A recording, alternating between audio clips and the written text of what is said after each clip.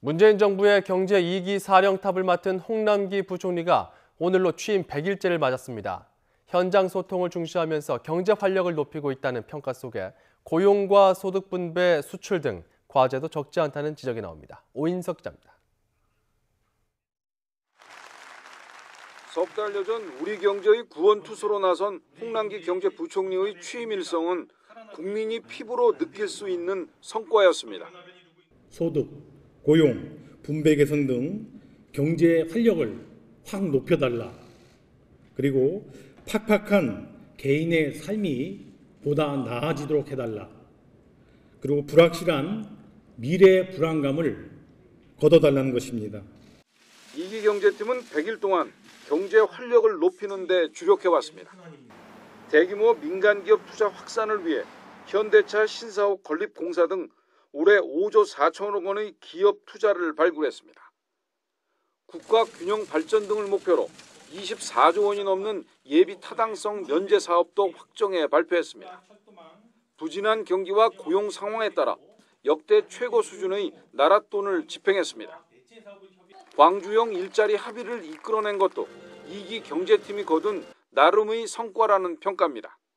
빠른 시간 안에 우리 한국 경제 문제점을 신속하게 파악했고 거기에 성장 쪽으로 경제 정책을 전환시켰다는 점 긍정적으로 평가되고 앞으로도 이러한 정책 기조가 차질 없이 추진되도록 할 수 있는 추진력이 필요하다고 생각이 됩니다.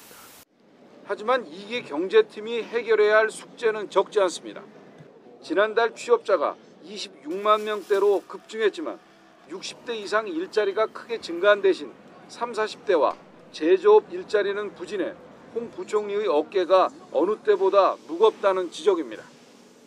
소득 주도 성장 정책에도 저소득층의 소득 감소와 분배 격차 심화도 고민입니다.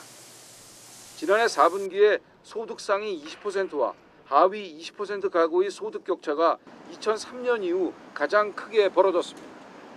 글로벌 경기 둔화에 따른 반도체 부진 등 수출 감소도 비상입니다.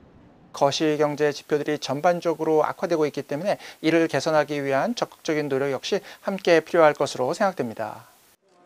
홍 부총리가 취임 후 12차례나 현장을 방문할 정도로 시장과의 소통을 활발히 하고 있다는 평가와 함께 최근의 신용카드 소득공제 축소와 증권거래세 인하 논란 등에서 보듯 아쉬운 리더십을 지적하는 목소리도 나오고 있습니다.